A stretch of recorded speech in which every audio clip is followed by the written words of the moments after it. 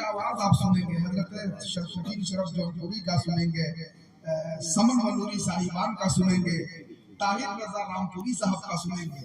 طاہر رضا رامپوری صاحب کی آواز میں کیا بتاؤں، جب وہ پڑھیں گے تو خود آپ کو محسوس ہوگا ان ہو جائے، تاکہ جلسہ کرانے کا مقصد حل ہو جائے اور قوم کو بڑا پیغام ملے، تاکہ حضرت کے پیغام محبت کے ذریعے ہم یہاں بھی کامیاب ہوں اور آخرت میں بھی کامیاب ہوں۔ ارشاد انصاری صاحب نے بہت اچھا جلسہ سجایا ہے اور بہت کامیابیوں کے ساتھ یہ جلسہ روا دوا ہے۔ بڑے بڑے علماء کرام جلسہ سننے کے لیے، مفتی محمود احمد برکاتی صاحب اللہ کا خطاب سننے کے لیے، علامہ شہاب الدین ثقافی صاحب کا خطاب سننے کے لیے بیٹھے ہوئے ہیں۔ میں چاہتا ہوں کہ آئیے بلا تاخیر حضرت کی بارگاہ میں چلے اور پورا مجمع نعروں کے ذریعے سے حضرت کا استقبال کر لے، والہانہ استقبال کر لے۔ کوئی بھی ہاتھ نیچے نہ رہے، کوئی بھی زبان خاموش نہ رہے، ہر شخص ہاتھ اٹھائے اور ہر شخص زبان کھولے اور مفتی محمود احمد برکاتی صاحب کا استقبال کرے۔ نعرہ تکبیر، اور ذرا بلند آواز سے نعرہ رسالت، فیضان اولیاء کانفرنس، مسلک اعلیٰ حضرت علامہ مفتی محمود احمد برکاتی صاحب دولہ۔ نعرہ تکبیر، نعرہ رسالت۔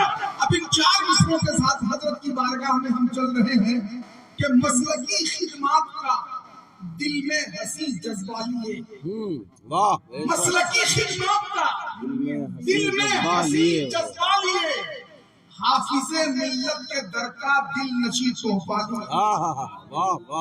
ذرا جھوم کے کہہ دیجئے سبحان اللہ۔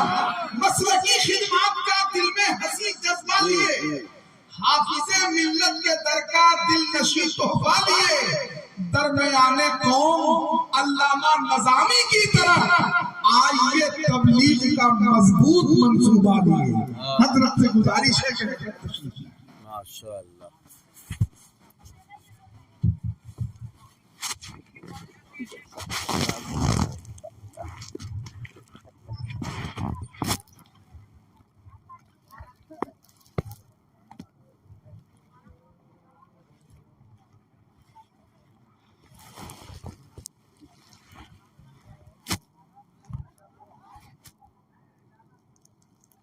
السلام علیکم ورحمۃ اللہ وبرکاتہ۔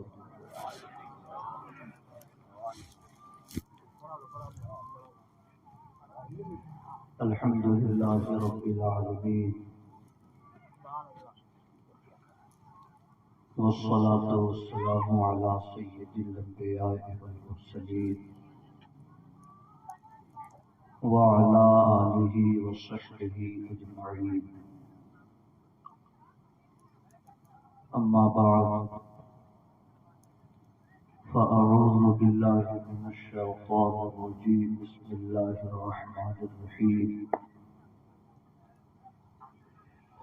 وخلق الجان من مارج من نار۔ آمنت باللہ صدق اللہ مولانا العظیم وصدق رسولہ النبی الکریم۔ محبت کے ساتھ درود پاک پیش کریں۔ اللہم صل علی سیدنا و مولانا محمد معظم الجود والکرم وعلی آلہ وصحبہ وبارک وسلم، صلاۃ و سلام علیک یا رسول اللہ۔ رفیقان گرامی، اللہ رب العزت کا ہزارہ فضل و احسان ہے کہ آج ہم اور آپ فیضان اولیاء کانفرنس میں بیٹھ کر اللہ عز و جل اور اس کے محبوب بندوں کا ذکر سماعت کر رہے ہیں۔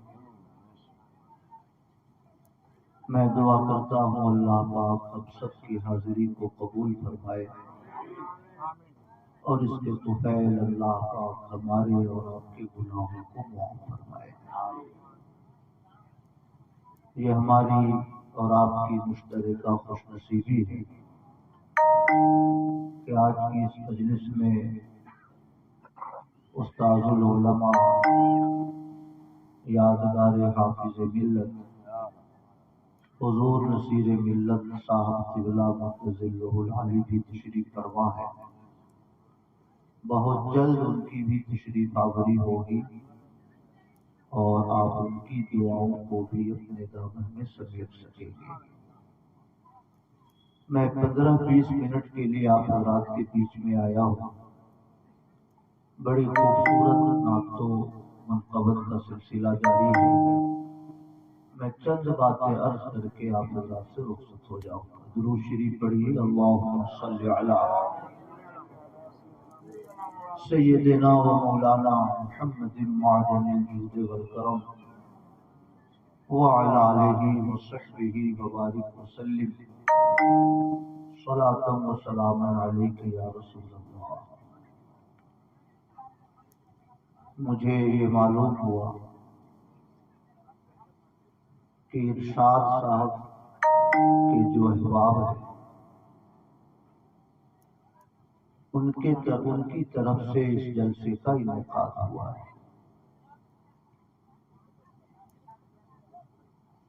ارشاد صاحب مخدوم اشرف سمنانی رضی اللہ تعالی عنہ کے نام کی مجلس انہوں نے سجائی ہے. ساتھ ہی ساتھ حضرت انسان علی شاہ رحمۃ اللہ علیہ کا تذکرہ بھی ان کے پوسٹر میں موجود ہے. اللہ تعالی نے فرشتوں کو نور سے پیدا فرمایا، جنات کو آگ کے شعلوں سے پیدا فرمایا، اور انسان کی تخلیق اللہ نے مٹی سے فرمائی. سب سے پہلے فرشتے پیدا کیے، اس کے بعد اللہ نے جنات کو پیدا کیا، اور جنات کی پیدائش کے 2000 سال کے بعد اللہ تعالی نے حضرت آدم کو پیدا فرمایا. جب جنات اس روئے زمین پہ پیدا کیے گئے تو چونکہ آگ سے ان کی پیدائش تھی تو یہ آپس میں لڑنے جھگڑنے لگے.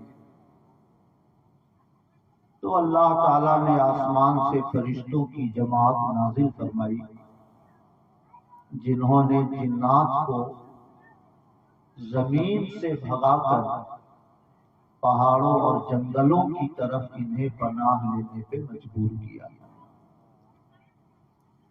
اور جنات کی تخلیق کے 2000 سال کے بعد اللہ تعالیٰ نے حضرت آدم کو پیدا فرمایا.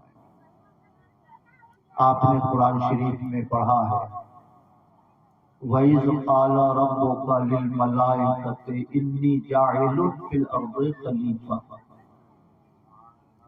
جب تمہارے رب نے فرشتوں سے فرمایا کہ میں زمین میں اپنا نائب بنانے والا ہوں، اللہ تعالیٰ نے جو مشورہ لیا فرشتوں سے مشورہ لیا، اس سے صاف ظاہر ہے کہ فرشتے پہلے پیدا ہوئے اور حضرت آدم کی تخلیق بعد میں ہوئی، اور دونوں کے بیچ میں جنات پیدا کیے گئے. میرے بھائیوں،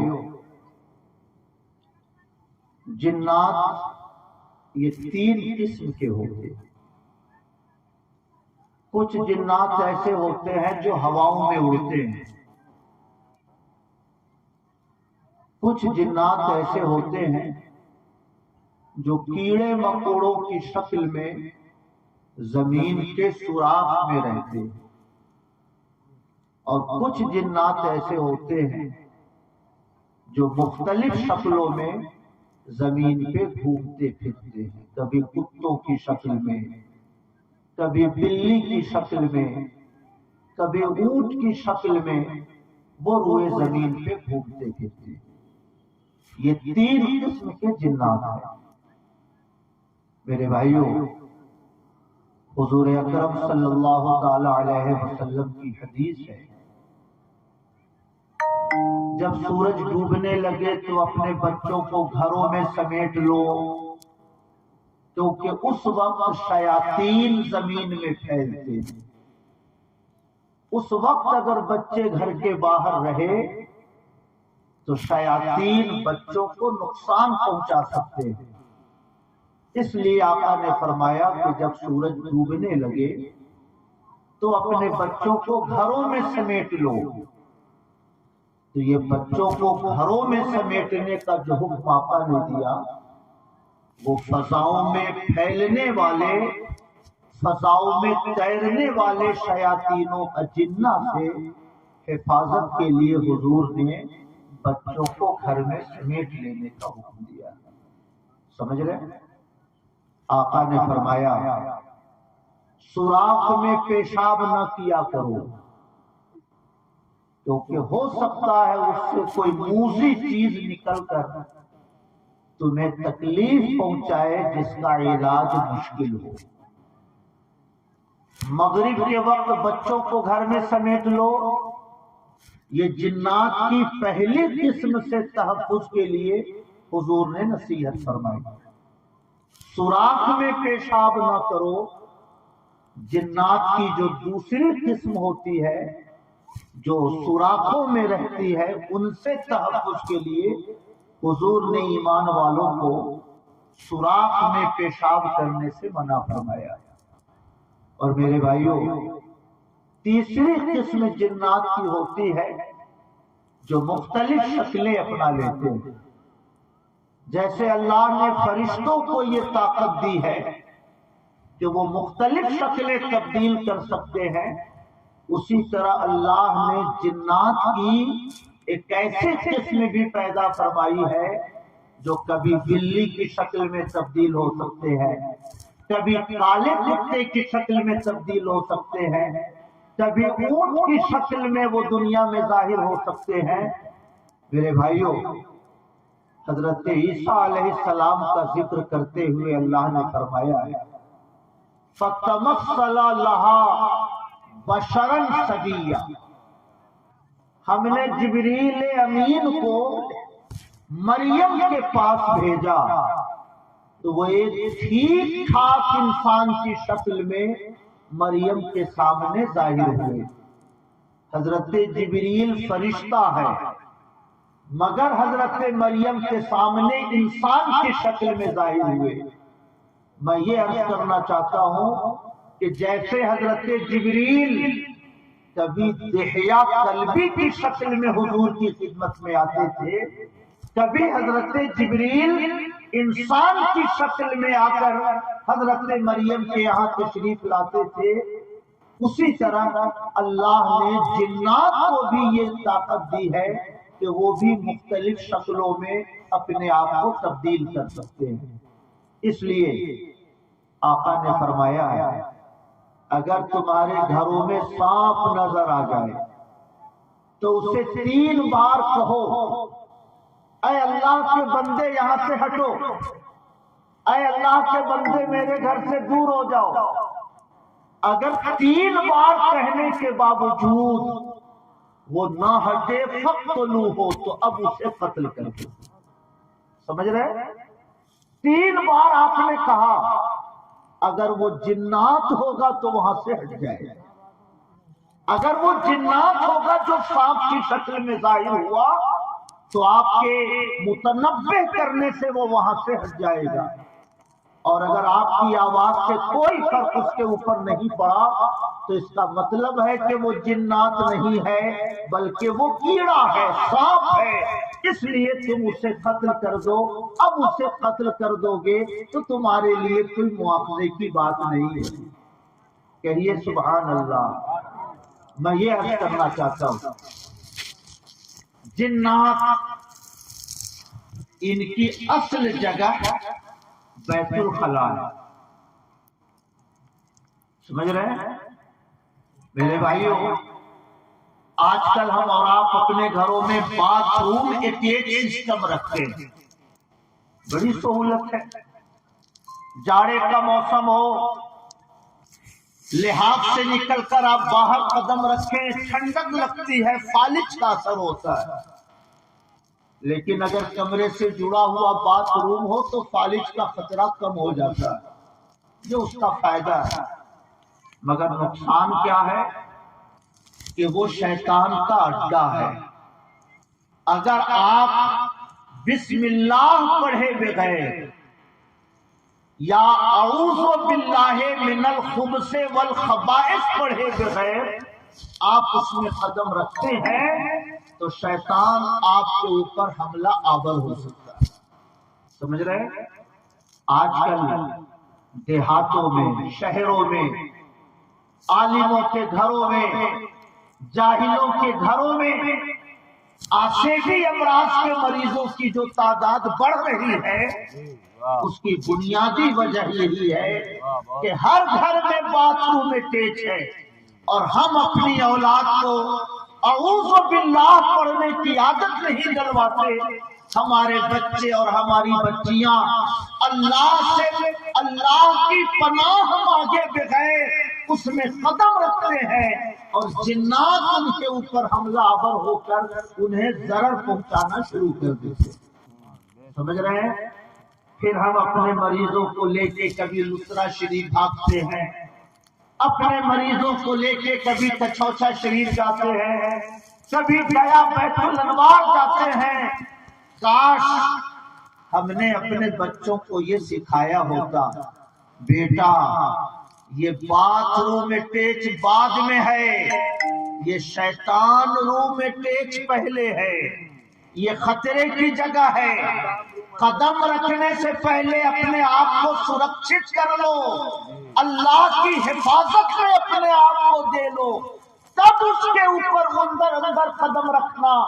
अगर हमने अपनी औलाद को ये सिखाया होता तो आज हमारे घरों में आसेबी खलल के शिकार मरीजों की तादाद बहुत कम होती थी। समझ रहे हैं मेरे भाइयों?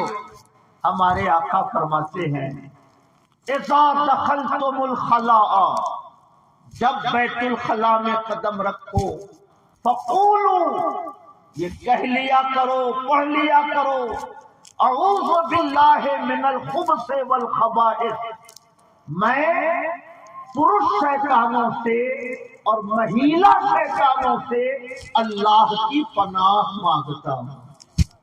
सुभान अल्लाह।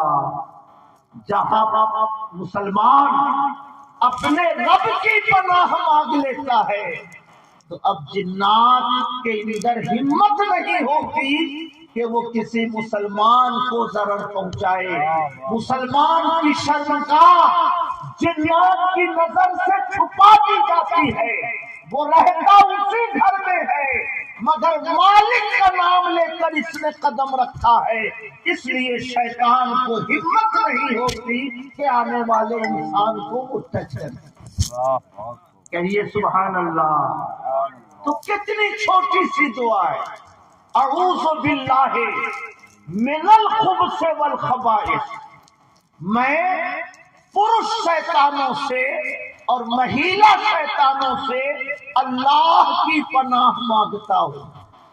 इतना शब्द कहकर बायां कदम रखो, तुम अल्लाह की रहमतों के साए में रहोगे। शैतानों जिन्नात का वो मस्कन है मगर वो न तुम्हें जरर पहुंचा सकेंगे न तुम्हारी औलाद को जरर पहुंचा सकेंगे। सुभान अल्लाह। मैं अर्ज करना चाहता हूँ मुसलमानों, तो कितने मुसलमान अपने बच्चों को ये दुआ सिखाएंगे? जरा सा हाथ उठाकर बताइए, कितने मुसलमान अपने बच्चों को ये दुआ सिखाएंगे?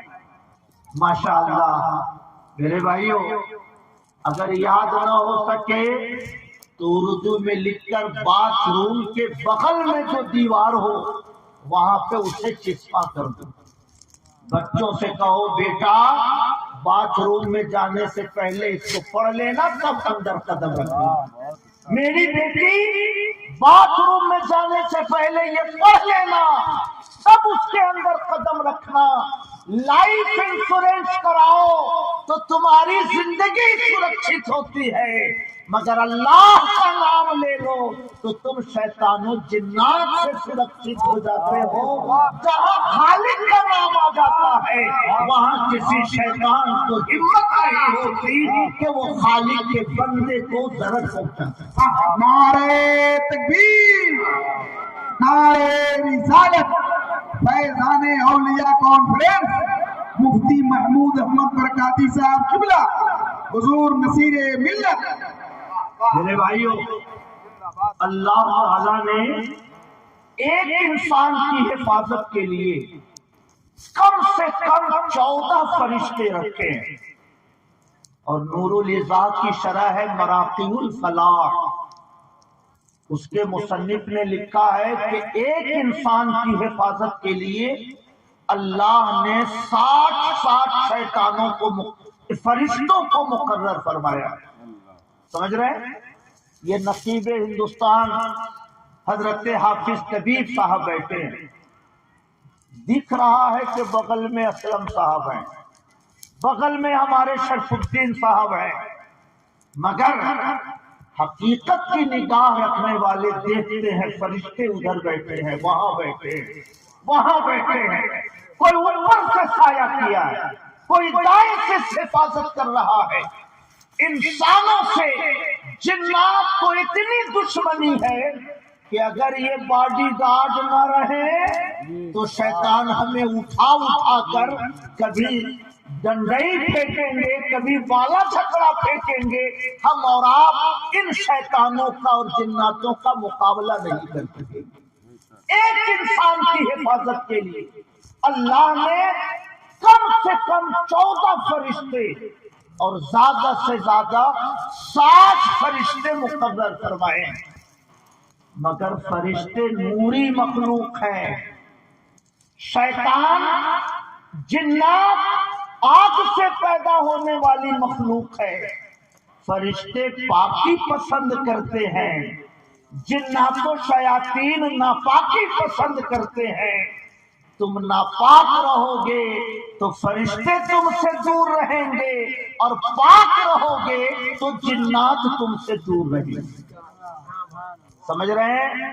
مگر آج کل تو فیشن بن گیا، 10 بجے کے قریب آپ کے دروازے سے کوئی نوجوان گزرے، آپ اسے کہیے بھائی ذرا چائے تو پی لو، وہ کہتا ابھی میں نے برش نہیں کیا۔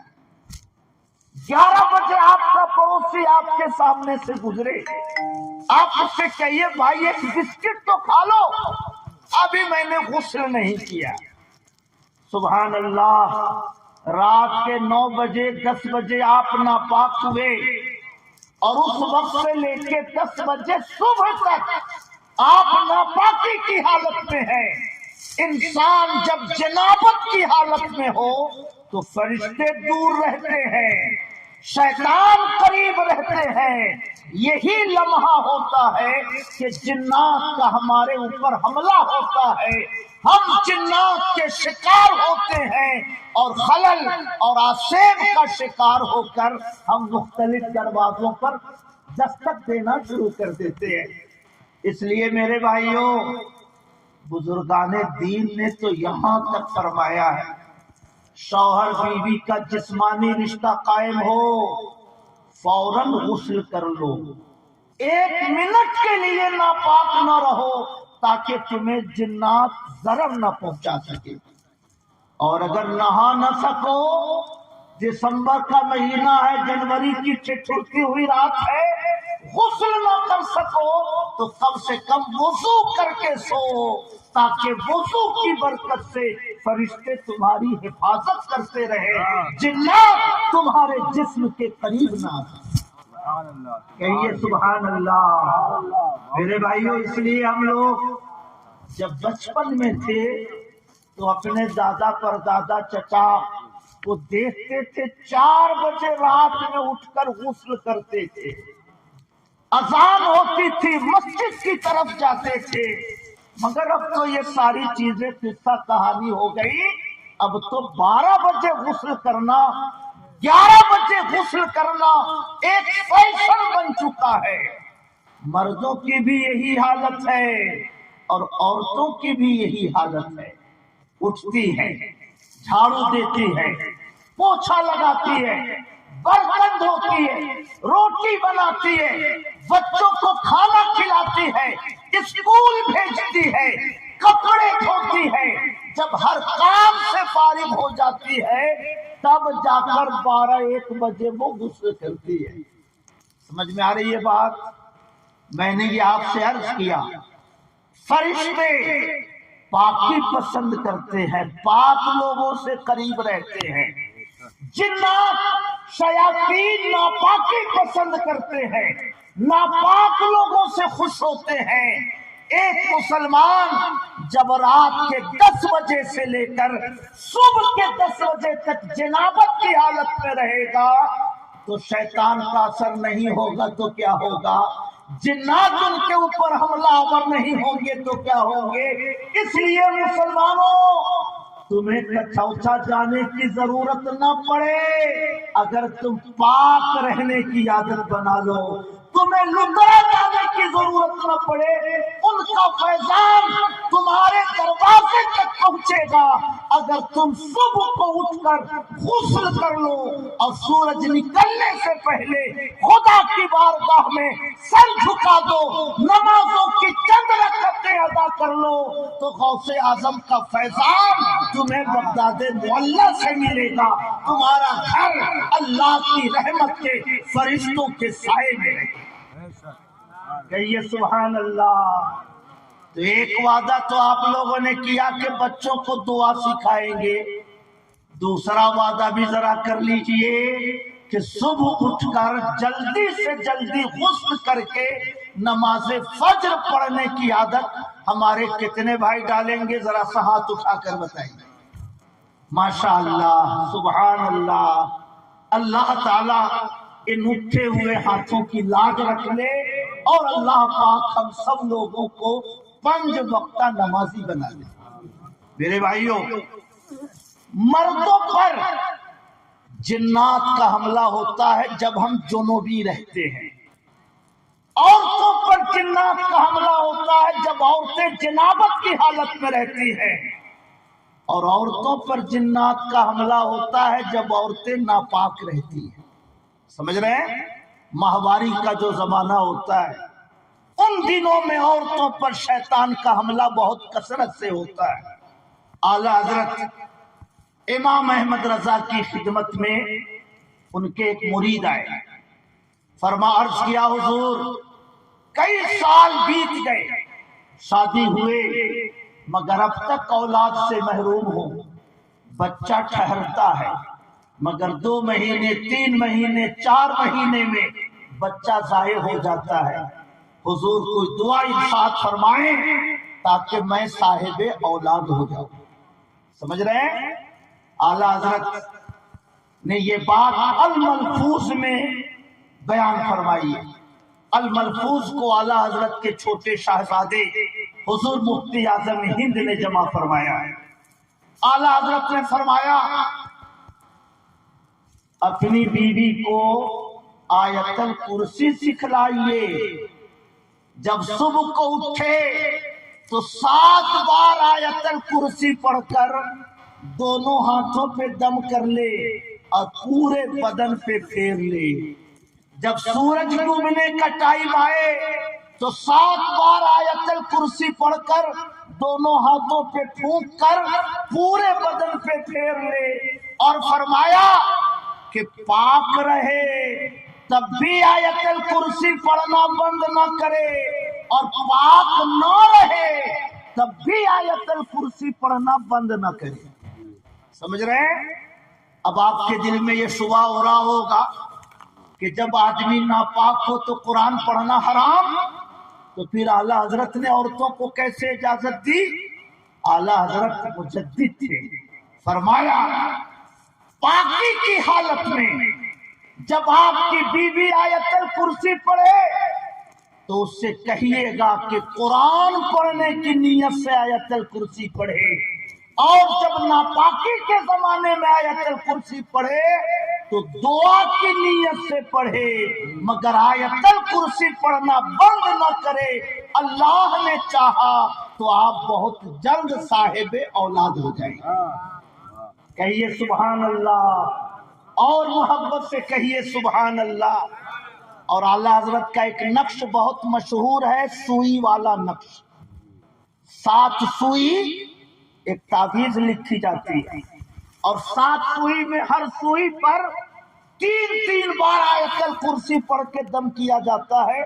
سوئی کو تعویذ میں چبھو دیا جاتا ہے، اور عورتوں کو کہا جاتا ہے کہ لمبا دھاگا لگا کر پہنو کہ وہ تعویذ ناک کے نیچے پیڑوں کے اوپر رہے۔ حضور نصیر ملت کا بھی معمول ہے۔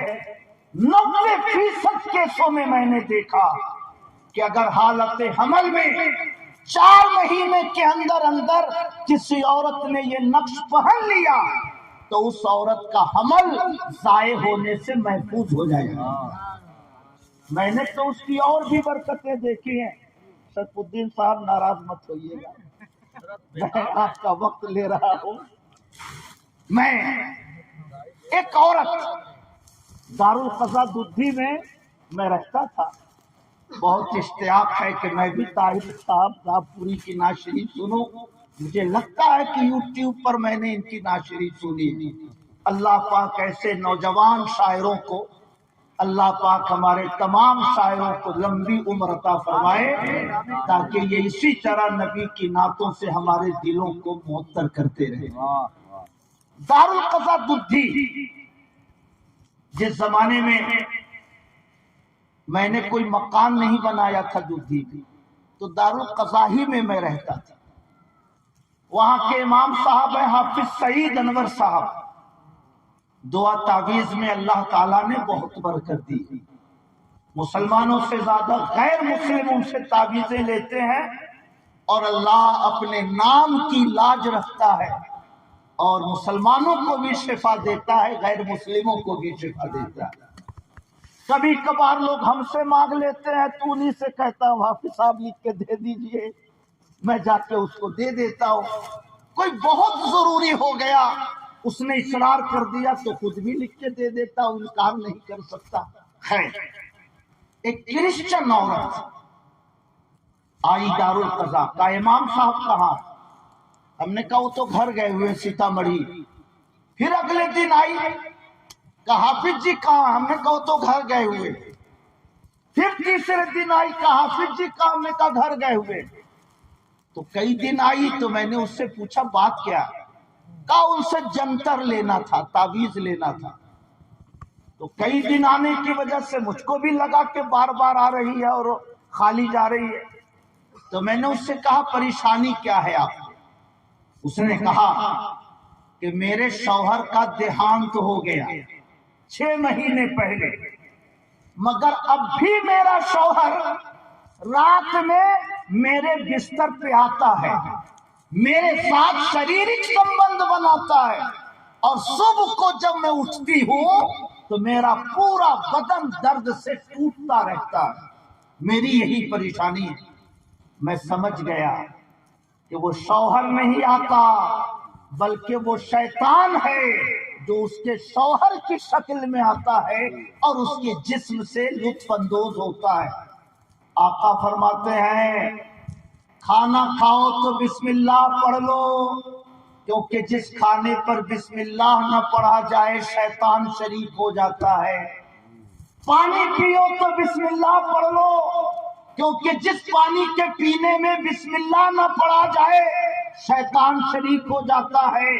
بلکہ آقا نے فرمایا کہ تم میں سے کوئی جب اپنی بیوی کے پاس آئے تو یہ پہلے کہہ لو اللہم جنبنا الشیطان وجنب الشیطان ما رزقتنا، اے میرے پروردگار مجھے بھی شیطان سے محفوظ رکھ اور جو اولاد تو مجھے دینے والا ہے پروردگار عالم اسے بھی شیطان سے محفوظ رکھ. یہ دعا پڑھ کے رشتہ قائم کرو تو اس رشتے سے جو اولاد تمہیں ملے گی لم یضرہ شیطان، شیطان کبھی اسے نقصان کیا کہنے زندہ باد. واہ واہ واہ. نعرہ تکبیر، نعرہ رسالت. میں سمجھ گیا کہ یہ شوہر اس کا نہیں آتا بلکہ یہ شیطان ہے جو اس کے شوہر کی شکل میں آتا ہے، اس سے شریرک سمبند بناتا ہے. اور آگ سے پیدا ہونے والا شیطان کسی انسان سے جسمانی رشتہ قائم کرے تو آگ کا اثر جب کسی انسان پہ ہوگا تو جسم جلے گا، جسم درد سے تڑپے گا. اس عورت اصل میں یہ جنات کے شر کا سامنا کر رہی ہے. میں نے اس سے کہا کہ حافظ جی تو نہیں ہے مگر آپ 7 سوئی لے کر آئیے تو میں ہی لکھ کے دے دیتا ہوں، شاید آپ کو فائدہ ہو جائے. حافظ صاحب آ جائیں گے تو پھر آ کے تعویذ لے جائیے گا. اس عورت نے لا کے مجھے وہ 7 سوئی دی جو مجھے لکھنے آتا ہے کٹر مٹر. میں عالم باوقار حضرت مفتی محمود صاحب شمشی کی طرح تعویذ نویسی تو نہیں کر پاتا مگر حضور نصیر ملت کی صحبت میں بیٹھنے سے 1-2 نقش میں نے الٹا سیدھا سیکھ لیا. تو جو مجھے آتا تھا میں نے لکھا. 7 سوئی پر میں نے 3 بار آیت الکرسی پڑھ کر دم کیا، اسی میں لگا دیا اور اس عورت سے کہا کہ لے جا کر پہنیے، گلے میں پہنیے گا مگر دھاگا اتنا بڑا رکھیے گا کہ ناف پر یہ رہے.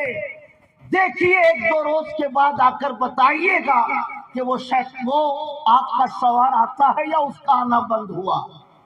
2 دن کے بعد وہ عورت آئی. اس نے کہا کہ اس دن کے بعد سے میرے شوہر کا آنا جانا بند ہو گیا اور اب میں بھگوان کا شکریہ ادا کرتی ہوں کہ اب میں بہت اپنے آپ کو سرکشت محسوس کرتی ہوں. کہیے سبحان اللہ. روش دہر کو بیدار تو ہو لینے دو، روش دہر کو بیدار تو ہو لینے دو، پھر تو ہر قوم پکارے گی ہمارے ہیں رسول. مسلمانوں، جس قوم کو اللہ نے بسم اللہ جیسی دولت دی ہو، جس قوم کو اللہ نے اعوذ باللہ جیسی دولت دی ہو، جس قوم کو اللہ نے آیت الکرسی جیسی دولت دی ہو، اس قوم کے لوگ اگر پنڈتوں کے پاس جاتے ہیں، اس قوم کے لوگ اپنے بیٹے کی شادی کے وقت اگر امامہ میں سوئی چبھوتے ہیں، اس قوم کے لوگ اگر امام ضامن باندھ کر سمجھتے ہیں کہ میرا بیٹا سرکشت ہو گیا تو اس سے بڑی محرومی اور کیا ہو سکتی ہے. مسلمانوں، قرآن کو سینے سے لگا لو، نہ شیطان تمہارے قریب آ سکتا ہے نہ کبھی کوئی جنات تمہارے قریب آ سکتا ہے. محبت سے کہیے سبحان اللہ. اس لیے میرے بھائیوں، میں اپنی گفتگو کے ذریعے 3 باتیں آپ تک پہنچانا چاہتا ہوں. پاک رہنے کی عادت ڈالو، ہمیشہ پاک رہو، کیونکہ فرشتے پاک لوگوں سے قریب رہتے ہیں اور جو ناپاک رہتا ہے اس سے جنات اور شیطان قریب رہتے ہیں. پاک رہنے کی عادت ڈالو، یہ پہلا پیغام ہے.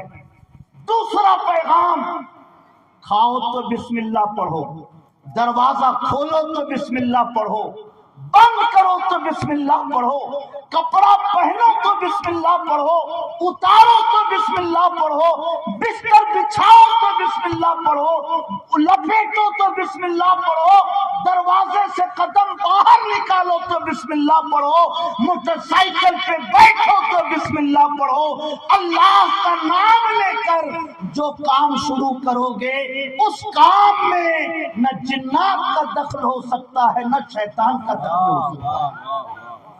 تیسری نصیحت، آیت الکرسی اپنے آپ کو سکھاؤ، اپنی اولاد کو سکھاؤ. اپنی بیٹیوں کو خصوصی طور سے سکھاؤ 7 بار آیت الکرسی پڑھ کر ہاتھ پہ دم کر کے پورے بدن پہ پھیر لو. شام ہو 7 بار آیت الکرسی پڑھ کے ہاتھ پہ دم کر کے پورے بدن پہ پھیر لو. اپنی اولاد پہ دم کر دو, بیٹیوں پہ دم کر دو. جس مال پر یا جس جان پر آیت الکرسی پڑھ دی جاتی ہے وہ جان اور وہ مال اللہ کی حفاظت میں چلا جاتا ہے. کہیے سبحان اللہ. آخری بات, اب وہ بزرگان دین ہم سے رخصت ہو گئے جو چلتے پھرتے جنات کو دیکھتے تھے, محلوں میں جنات کو دیکھتے تھے. ایک نظر اٹھا دیا تو جنات خوف کے مارے وہاں سے بھاگ جایا کرتے تھے. سبحان اللہ. یہ پورا علاقہ حضور سراج ملت کے عقیدت مندوں کا ہے, حضور حافظ ملت کے نیاز کے شو کا ہے. ایک بات بس انہی کا واقعہ سنا کر میں آپ سے رخصت ہوتا ہوں. حضور حافظ ملت اورنگ آباد کے علاقے میں تشریف لے گئے. بیکل اتساہی حضور حافظ ملت کے ساتھ تھے. الجامعۃ الاشرفیہ کا منصوبہ لے کے گئے تھے, اس لیے ہر علاقے کا دورہ کر رہے تھے تاکہ قوم تک اس پیغام کو پہنچائیں اور قوم کی مدد لے کر اس خواب کو شرمندہ تعبیر کر سکے.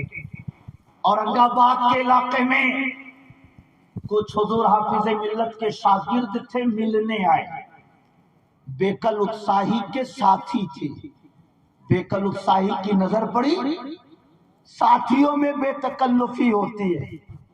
میں مولانا محمود صاحب کو دیکھتا ہوں جب اپنے ساتھی سے ملتے ہیں تو وہی بچپن کا انداز نظروں کے سامنے گھوم جاتا ہے. بیکل اتساہی نے جب اپنے ساتھیوں کو دیکھا تو ڈانٹنا شروع کیا, نالائق ہو, حضور حافظ ملت کئی دنوں سے آئے ہوئے ہیں, ملنے کی توفیق نہیں ہوئی, گھر لے جانے کی توفیق نہیں ہوئی, بے وقوف, کم سے کم اپنے استاد سے آ کے ملاقات تو کر لیتے, چائے نہیں پلانا تھا نہیں پلاتے. ساتھی بے تکلفی. بیکل اتساہی برس رہے ہیں, حضور حافظ ملت تعویذ لکھ رہے ہیں, اور وہ جو ملنے آئے تھے 2-3 علماء وہ چپ چاپ بیٹھے ہوئے. اب بیکل اتساہی کا غصہ بڑھ رہا, کہے پاگل, اب تو بولو کہ حضرت چلیے گھر, اب تو کہو کہ حضرت میرے گھر چلیے. مگر وہ جو علماء تھے وہ چپ چاپ بیٹھے ہوئے. تو جب بار بار بیکل اتساہی کہنے لگے تو حضور حافظ ملت نے نظر اٹھائی, دونوں کو دیکھا اور فرمایا بیکل صاحب کس کو کہہ رہے ہیں کہ اپنے گھر لے چلو؟ یہ دونوں جنات ہیں, میرے شاگرد ہیں اور سراج ملت کے دونوں مرید ہیں. یہ تو پہاڑوں میں جنگلوں میں سوراخوں میں رہتے ہیں.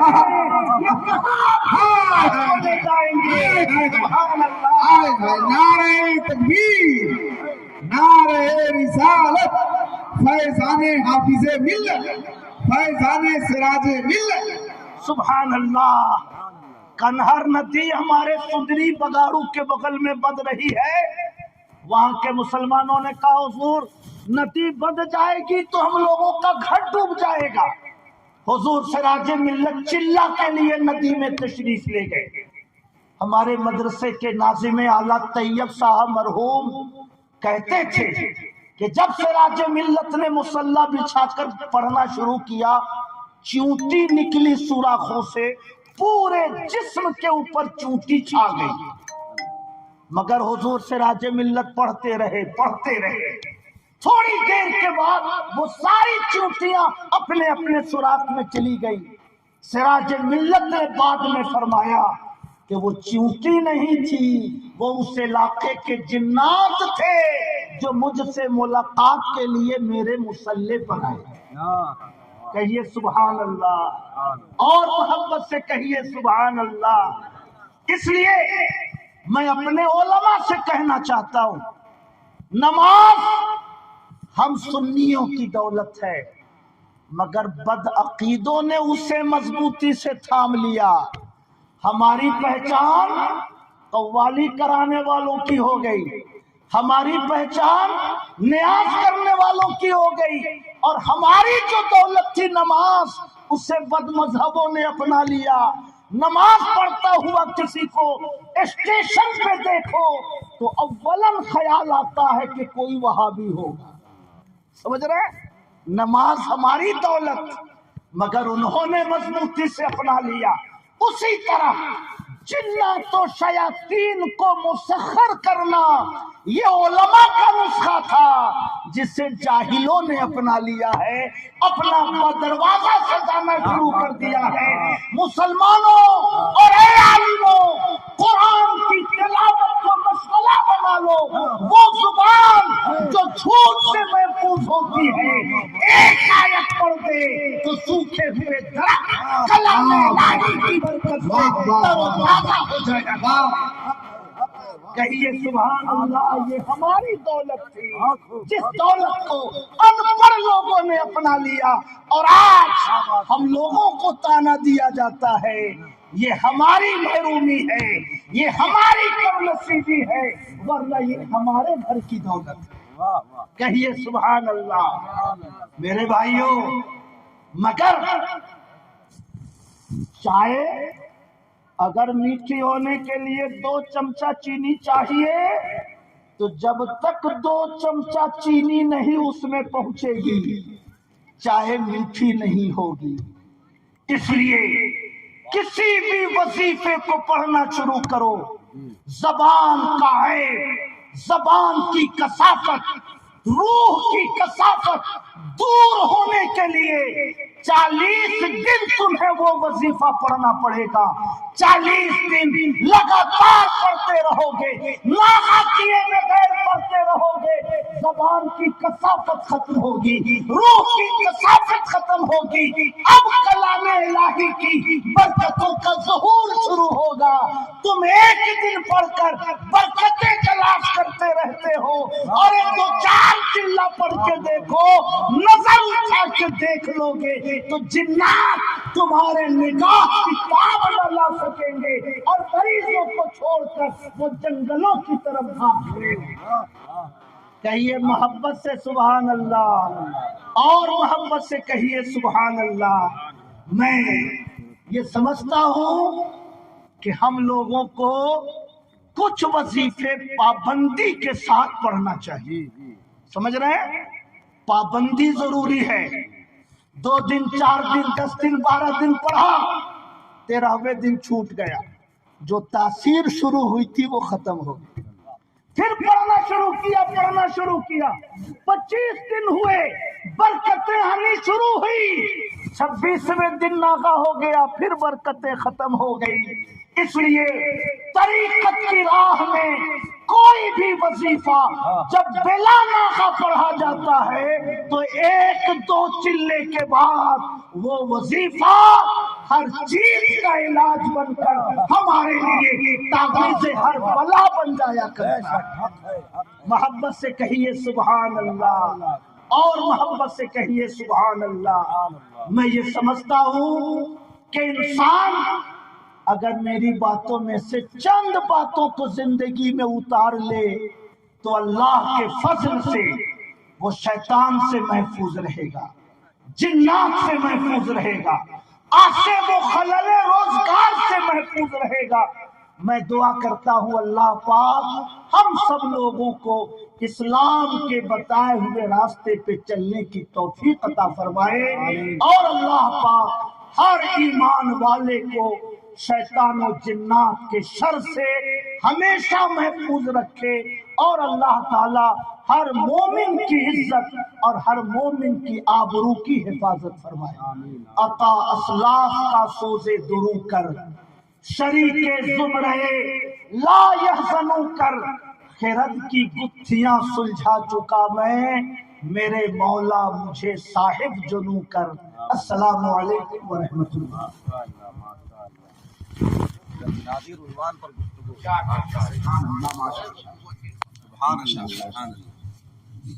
مجھے یقین ہے سارا سماج بدلے گا، طریقہ بدلے گا، رسم و رواج بدلے گا. اسی طرح کی اگر گفتگو ہو جلسوں میں تو نوجوانوں کا خود ہی مزاج بدلے گا. بے شک بے شک. مجھے یقین ہے سارا سماج بدلے گا، طریقہ بدلے گا، رسم و رواج بدلے گا.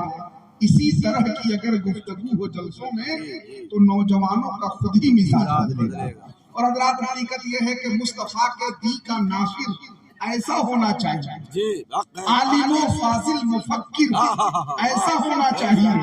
سن کے تیری گفتگو کہنے لگے سب سامعین، اہل سنت کا مقرر ایسا ہونا چاہیے.